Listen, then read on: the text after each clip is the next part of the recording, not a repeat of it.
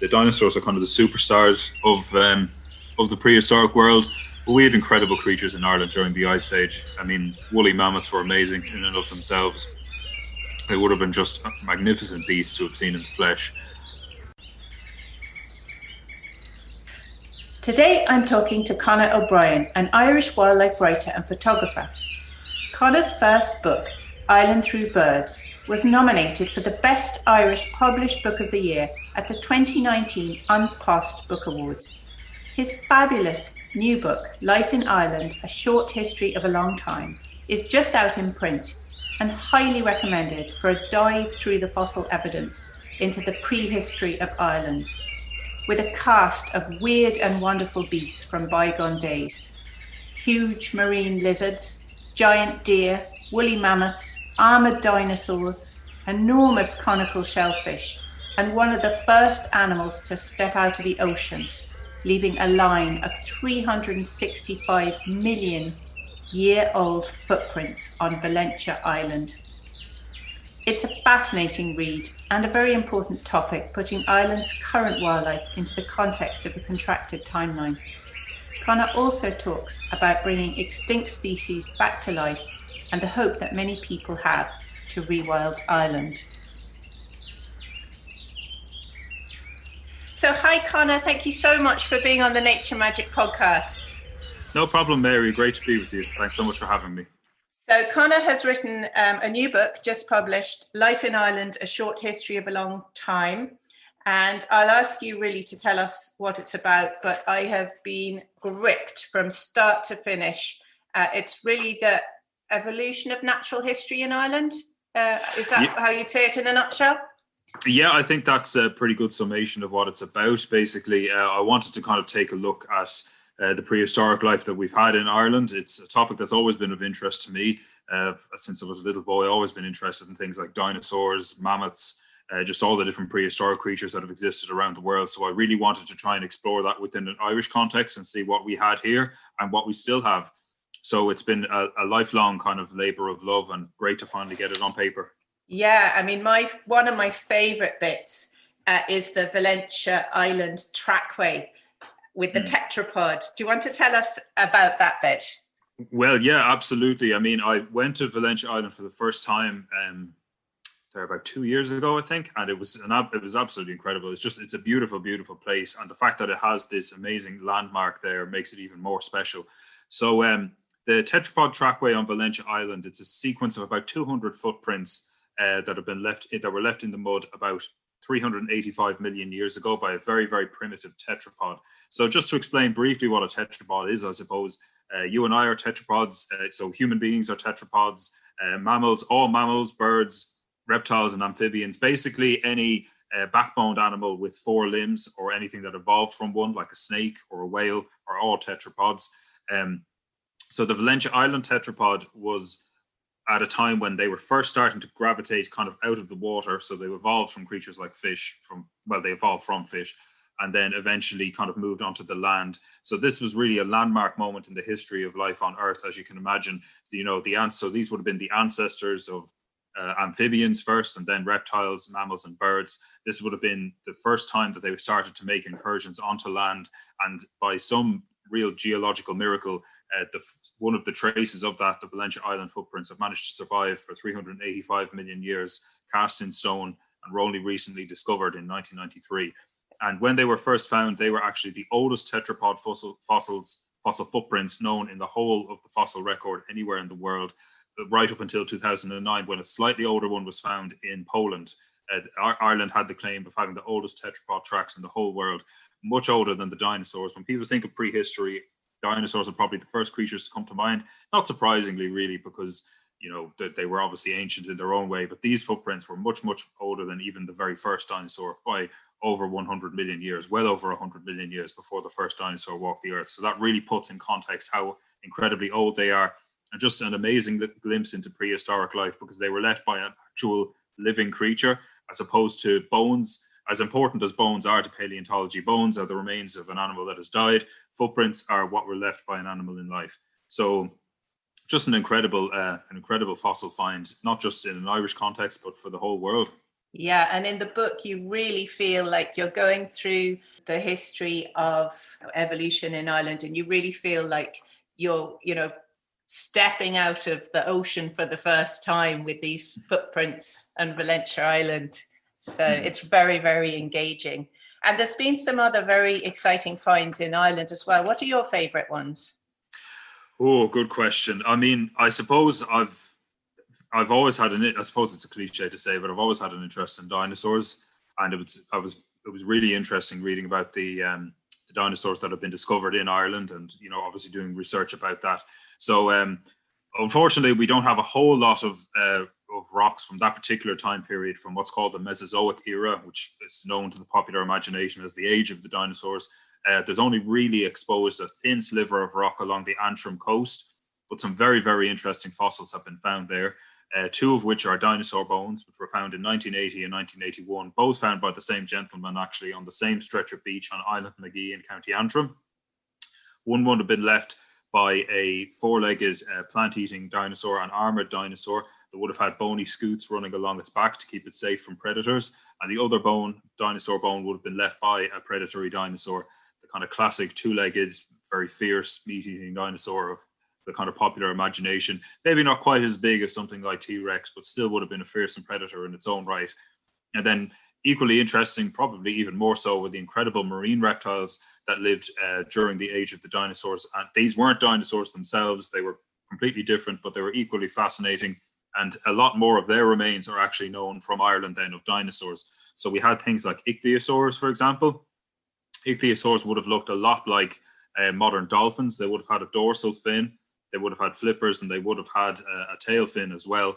It was just an interesting example of convergent evolution. So unrelated creatures kind of evolving to look alike on account of living a similar lifestyle. We also had plesiosaurs in Ireland. So the plesiosaur, kind of the classic Loch Ness monster profile, I suppose, with the long neck, four flippers, a small head. While the Loch Ness monster is dubious at best, I would say, plesiosaurs were certainly living creatures, and they're very well documented from rocks in County Antrim. And we even had mosasaurs as well. So the mosasaurs were kind of the last of there were sort of three great lineages of marine reptiles that lived during the Mesozoic, and the mosasaurs were probably the last to come to the oceans, but arguably the most fearsome of all. Have kind of been brought to a public imagination very more recently with the Jurassic World movies, even in a slightly exaggerated form, I suppose, but they would have been very fearsome in their own right. They were very similar to modern monitor lizards, but obviously with a tail and with limbs that were more designed for moving through the water. Loads of sharp teeth in their jaws, very powerful bite. So a really incredible predator. And all of these creatures were swimming above the oceans where Antrim now stands millions and millions of years ago, which is just incredible to think. So can you tell us how you became interested in this subject? You'd have to take a deep dive into my childhood, really. I've been interested in prehistoric life really since watching shows like Walking with Dinosaurs and Walking with Beasts as a child, and then subsequently reading about all the different eras of prehistory and the different casts of characters that they contained. And holes in my grandparents' garden and my parents' garden, and not without finding any fossils, unfortunately, but leaving a lot of holes in flower beds behind me. But that's that kind of got me into thinking, well, if I haven't been so successful in finding fossils, maybe other people have. So I started reading about the kind of fossils that have been found in Ireland over the years, of which there have been many. You see like giant Irish deer fossils have been found in the Dublin Mountains. Remains of woolly mammoths have been found in places like County Cork. And then obviously the dinosaur remains, as I mentioned previously, in County Antrim. So quite a lot of different prehistoric remains have been unearthed, even in a small country like Ireland. So from that, I thought it would be just interesting to try and construct a narrative telling the story of Ireland as related in the fossil evidence that we have found, and just trying to explore, what the country was like before people and, the creatures that lived here. And that's what I tried to bring to fruition with this book. Yeah, it's fascinating. And in the epilogue, you talk about bringing Ireland back from the brink and the rewilding of Ireland. So do you want to speak a tiny bit about that, what you would like to see happening? Well, yes. I mean, there's no denying that we've lost a lot of what we once had. like Ireland, as it's well known, used to be one of the most forested countries in the whole of Europe. Sadly, that's not the case anymore. We're one of the least forested countries in Europe now, as a lot of people know. A lot of our farmland birds are in serious decline. I'm very lucky where I'm living in rural County Meath at the moment to have a healthy population of yellowhammers and tree sparrows around me. But they're quite a rare sight across much of the country now. Corncrakes, of course, have been almost obliterated. And we've lost a lot of species in the process. We've lost things like a lot of our birds of prey were hunted to extinction. But what's really commendable to see, I mean, in the last few years is there have been wonderful reintroduction projects for things like the red kites in County Wicklow and the white-tailed eagles in County Kerry. Of course, before that, the golden eagle in Donegal. We've seen species that were extinct or certainly on the verge of extinction in Ireland slowly bounce back. So buzzards are a much more common sight than they used to be. Great spotted woodpeckers are breeding again, which is amazing. So, I mean, in terms of what it would be wonderful to see is just kind of, and it is happening. So it's just a much more of a concerted effort to save nature and to preserve the nature that we have in Ireland. Much more of an awareness about the importance of it, which I do think has very much permeated to the general population. And it's amazing to see so many people trying to do their part and take responsibility for maintaining the environment. Like there's just this explosion of interest in planting wildflowers, for instance, creating bee-friendly habitats. And of course, things like that are the foundations of a solid ecosystem.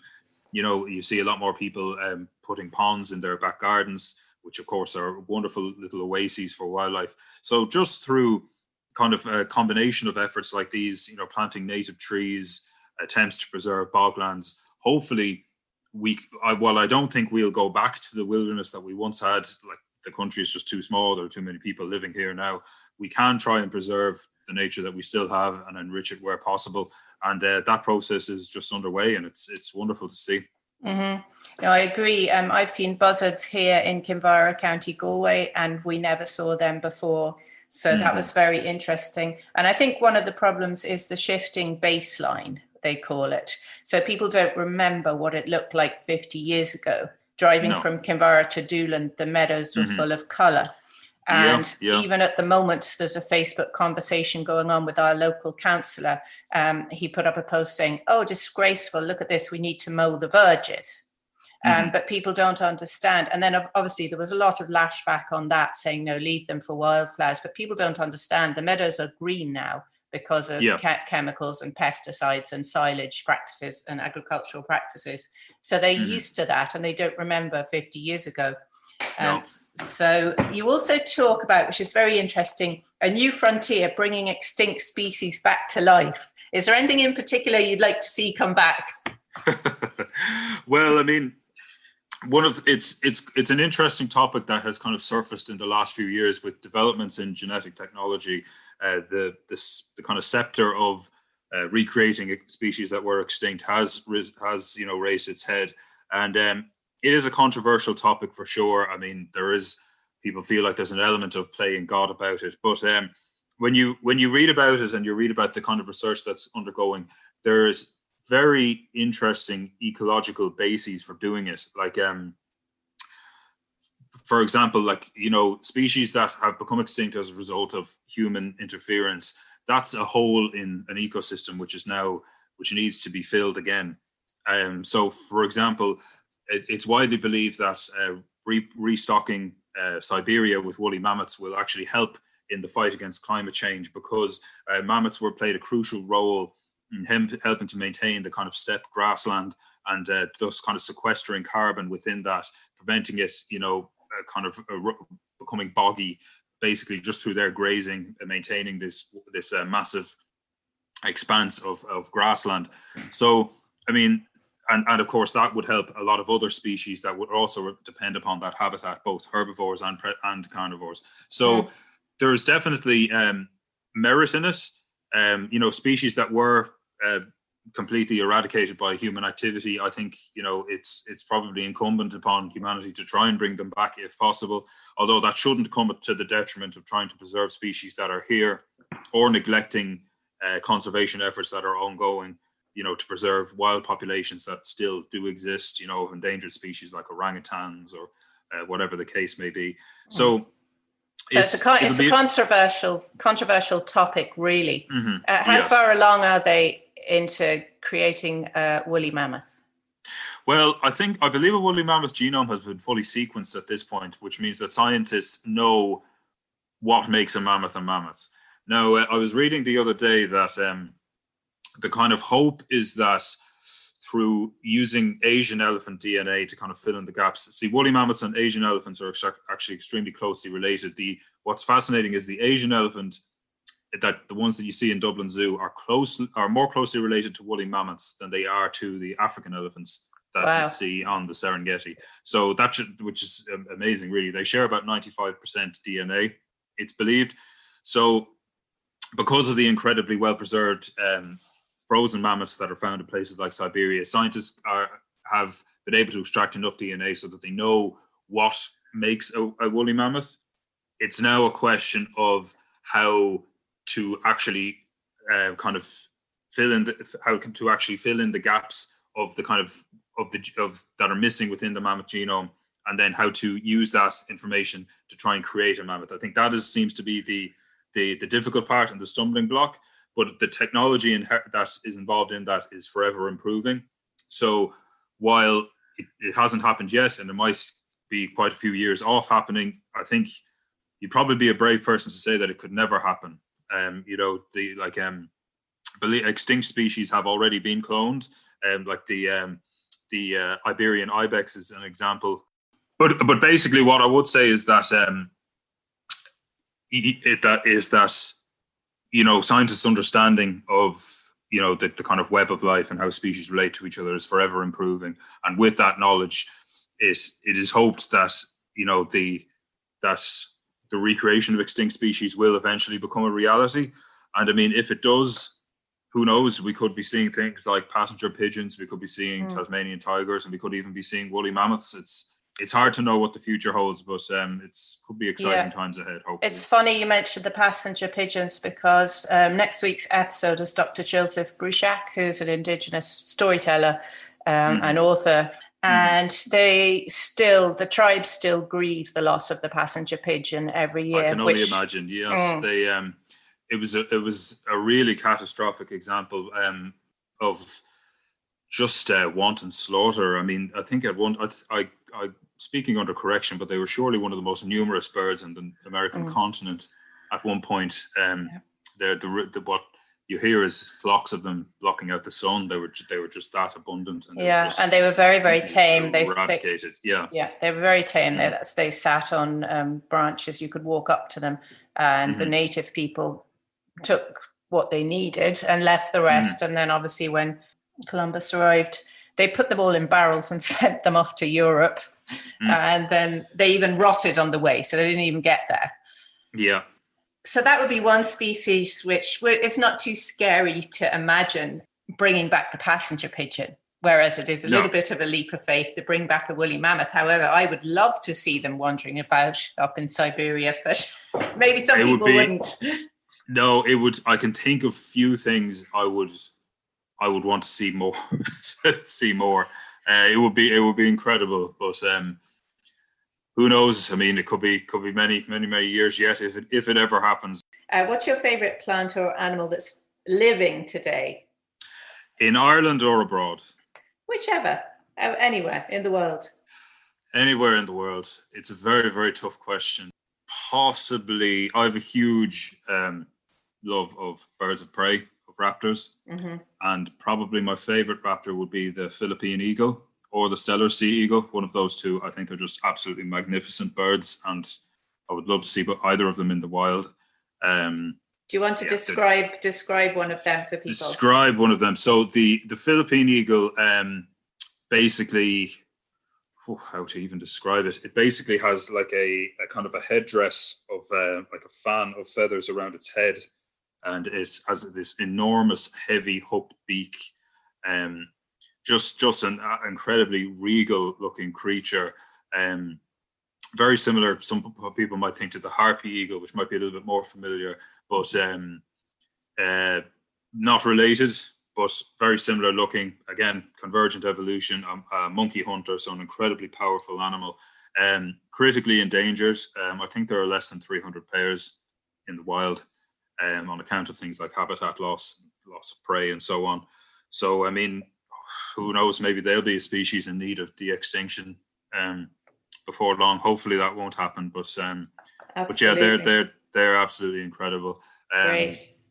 There are so many other creatures that I love. I mean, in an Irish context, wheatears are a bird that I'm very fond of. I just think they're stunning, and I think the fact their incredible migration from Africa to Ireland each year is just an unbelievable feat of endurance for such a small animal. No more than it is for things like swallows and swifts, but wheatears are a special bird. I associate them with some of my favorite places in Ireland, just like remote places remote islands off the west coast, and also my hometown in Wicklow, where you'd see them on passage.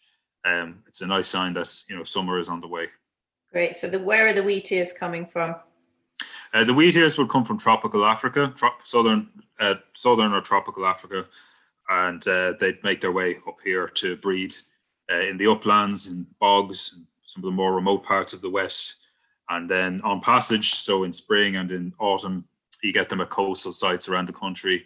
You'd see them in Dunleary, you'd see them obviously in Wicklow, Kilcoole, all over the country, really. Not necessarily a hard bird to see. Wouldn't be a super rarity, but always a thrill. A very, very beautiful creature. Lovely. I'll put some images of the wheatears and the Philippine eagles up on our Instagram when the episode launches. So do you have any profound experience in nature that you'd like to tell us about? Oh, so many. I've been very, very fortunate. I've got a chance to do quite a lot of traveling, and I've got to see some amazing things in my time. Seeing a blue whale in the flesh was absolutely amazing. Wow, where was that? That was in the Azores. The Azores are this small archipelago of islands that's in the middle of the Atlantic, part of Portugal, basically ground zero for whale watching because of their location. It's kind of on a deep continental shelf, which makes it perfect for sperm whales. And then you have a variety of other whales that would pass through, blue whales being one of them. So the first whale that I saw was a blue whale, and that was just amazing. That was just immense. Oh, it was just absolutely incredible. So what happened? Were you on a boat or were you on the? I was on a boat, and it's when you hear like how big a blue whale is, you think, oh, that's amazing. But it's not until you actually see one that you kind of grasp the size of it. Like when it came up to breathe, and it's projected, I think, more than a meter out of the water. And you think, oh my goodness, this thing is massive. And then when you remember the vast majority of it is beneath the water, and it's more than 4 times the length of the boat that you're sitting in, and weighs upwards of 100 tons. It's just incredible just to think the absolute size of this thing, and the fact that so little was known about them until very recently. So cetaceans, being whales and dolphins, they just fascinate me, and I was able to write about them briefly in Life in Ireland, just kind of because we're fortunate to have quite a good diversity of them here. I believe around a quarter of the world's total species of whales and dolphins have either washed up in Ireland or are seen or have been recorded. Amazing. So they're incredible just in terms of their intelligence, which again is something scientists are only really beginning to unravel. The degree of emotional sophistication that a lot of them have. So to cut a long story short, seeing a blue whale was amazing. A very close second would be in Kenya, seeing elephants graze under Kilimanjaro. That was something unreal. I must say, like, some of the most profound wildlife experiences I've had in Ireland. I've had in anywhere in the world. Have been in Ireland. Like hearing a corncrake and seeing one for the first time is something I'll never forget. Might not be as big or impressive an animal as a blue whale, but it's just such an important animal within kind of the context of Irish folklore. Having kind of grown up hearing how it's a species in such terminal decline, and having travelled to, what for me was this absolutely incredible island off the coast of County Donegal, Tory Island, and having to wait until this calling male finally emerged from a bed of nettles. Seeing that was just absolutely incredible. I can remember almost every sensation of it, and it was wonderful. And there is a spiritual element to it for sure. I mean, it's just something so profound, and especially when you travel so far. And it just meant so much to me, and hopefully it's something I'll never forget. Yeah, so every aspect of it burnt into your memory. Mm-hmm. That's a very, very good description.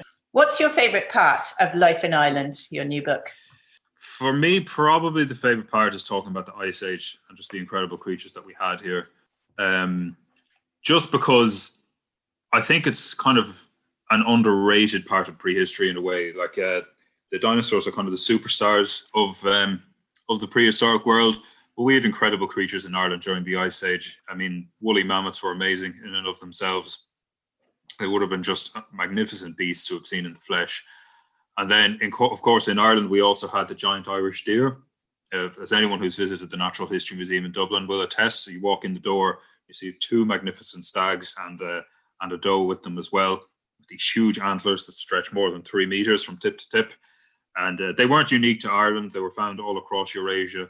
But Ireland is probably the most prolific site for the species in the whole of Europe. So, I mean, we just had amazing creatures. Just to think, for instance, that we had hyenas in County Cork, but like that fact alone, I think just blows people's minds. It certainly blows mine.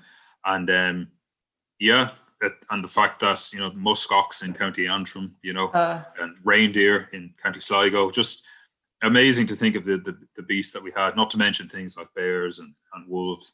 So it would have been just an incredible fauna to have seen. And we now know actually that people did see it, because this is one of the amazing things about paleontology, is that new discoveries are forever being made. So just recently, earlier this year, a reindeer bone was found in Castlepook Cave in County Cork. Now, Castlepook is one of the most prolific sites in Ireland for Ice Age bones. It's where spotted hyena have been found, woolly mammoths, giant Irish deer, reindeer, among other creatures. But this particular reindeer bone had scratch marks that were left by human hunters, and it was radiocarbon dated to 33,000 years ago, which was an absolute bombshell, because that pushed back the date for human arrival in Ireland from 12,500 years ago, which was the oldest date known at that time, to 33,000 years ago. So completely rewrites the history of humanity on this island. So just an absolutely incredible discovery. And yeah, that was fantastic. I saw that in the new film about the Burren Heart of Stone, which was that's right. Narrated by Brendan Gleeson. I think, and I think it was Dr. Ruth Carden who made that particular discovery. Was it? And so there was a bit of footage of Dr. Ruth Carden in her office, which is basically there's bags and piles of bones, and she's been searching through the bones for years and years, and then she comes across from all the bones a tiny little man-made knife mark or evidence and that was the find. And you could just imagine her, doing her research for years and years and years, and all of a sudden she's on the international. I can't even imagine. Yeah. She must have been so delighted. Oh, it must have been just absolutely immense. Just complete euphoria. Yeah, I can only imagine. That's so cool. So you were talking about people putting in ponds in their garden. Is there anything you can suggest for people to try and support nature? The main thing I would recommend is, well, there are lots of things people can do. I mean, one of the main things I would recommend is, if you have a garden, put native plants in it, or put at least one native plant in it. We currently have, my fiance and I, we're lucky enough to have lots of ivy in our garden. We have a hawthorn tree. We've got 2 rowan trees, which are currently kind of taking root at the moment. So hopefully they'll grow nice and big, have flowers, which will be perfect for insects. And then, of course, in the winter, lots and lots of berries for thrushes to fight over. So that's one thing you can do. Obviously, if you're a bit more dedicated to it, you could try and build a wildflower patch or a pond. It does require a little bit more work, but I mean, you get out of it what you put into it for sure. In terms of other things people can do, I mean, one of the things that I would just, if we could convince everyone to just, or not everyone, sorry, because it's certainly not everyone that does it, but I mean, if we could convince people to stop littering, I think that would just help enormously in just cleaning up our natural spaces. And, it is hugely detrimental to wildlife as well. So, I mean, if we could eliminate that and just, cultivate a society where that is seen as completely unacceptable, and it's certainly moving in that direction, which is great. But if we could eliminate that entirely, or as much as it could possibly be eliminated, then I think that would be a huge boost, and it would make our wild spaces look all the better for it. Yeah. But I mean, there's so many other things you can do. I mean, leaving water out for birds in winter is a very simple thing in a bowl. You don't even have to buy bird seed. You just water. Birds need water, obviously, as much, if not more, than they need food. They need it for maintenance of their feathers as well as for drinking. And of course, in a bad winter, when a lot of water is locked away under ice, it can be very hard for birds to access. So that's when they need it more than ever. So, I mean, just that alone can make a huge difference. That's a very, very simple tip. Just a couple of things on that. So there was an idea by one of our politicians, I forget who, that the Supermax packaging would have to have the phone number of the person that ordered the meal, so that if you found it in a ditch, or not the phone number, sorry, the car reg would be taken from the drive-throughs. So if you found, that coffee cup or that packet in the ditch, that car reg would be on it, be traceable. So I thought that was an interesting idea. It's an interesting idea. It's the first I've heard of it. I mean, I wouldn't really want to pass comment on whether or not it would be a good idea. I'm sure people could poke holes in it. It's the first, but I mean, it was a suggestion anyway. It's a suggestion, yeah, absolutely. But, I do agree. It's just more awareness, but also ivy. That you mentioned ivy. Ivy is given a bad rap. People are always cutting ivy off trees, and we have a hawthorn bush here. Well, we have many hawthorn bushes, but there's one that's completely enveloped in ivy, and it is a habitat for I don't know how many birds and other things, and insects, insects. And the hawthorn isn't suffering. People think that the ivy chokes the trees. And actually, we've ash dieback across the Burren. We have a lot of ash trees here. The ones that are covered in ivy are the ones that are doing best. So I'm not sure if the fungus I see, that it's not a scientific proof, but from my observation, I can see the ones that are really, the trunks covered in ivy haven't lost their foliage so much. I know it's a fungus, maybe it does attack the bark, I'm not too sure, but people should stop being so panicking about ivy and chopping it down off their trees. Yes, I mean, you don't have to have, every surface in your garden covered with ivy either. I mean, a small patch of it, like it can be a wonderful way to sort of integrate features like a boiler tank or something like that into your garden in a more naturalistic way, like letting that become letting that kind of overgrow with ivy. And that's like in my parents' garden, for instance, their boiler is covered in ivy, and there are forever butterflies foraging in it and birds poking in and out of it. So it turns a feature. It can turn a feature that would otherwise be not particularly attractive, let's be honest about it, into something that can be a little haven for nature in and of itself. That's a very good idea. And also the flowers are important for bees. Very important, and the berries are very important for birds and thrush and warblers and things like that. So if you had a magic wand, what would you do for the planet? Or are you already getting rid of all the litter? Or have you anything else you'd like to do today? There's so much that could be changed. I mean, I like to think of myself as a pragmatist. I'm not one of these people. I wouldn't like to think I'm taken with utopian fantasies, but I mean, it would be wonderful to, like you said, eliminate litter, eliminate things like plastic from the sea, just kind of make sure that we have the network of kind of wild spaces that we need to preserve the species that we have in Ireland, in Europe, everywhere in the world, really. and just to try and achieve a balance between humanity and nature, so that the two can live in harmony and find ways to coexist. I mean, just that would be kind of my dream. Mm-hmm. Yeah, I know if simple things like changes in the CAP payment, they're talking about rewilding Scotland, but I mean, Connemara is the same. If they stop paying the subsidies for the sheep, we'd instantly have a forest.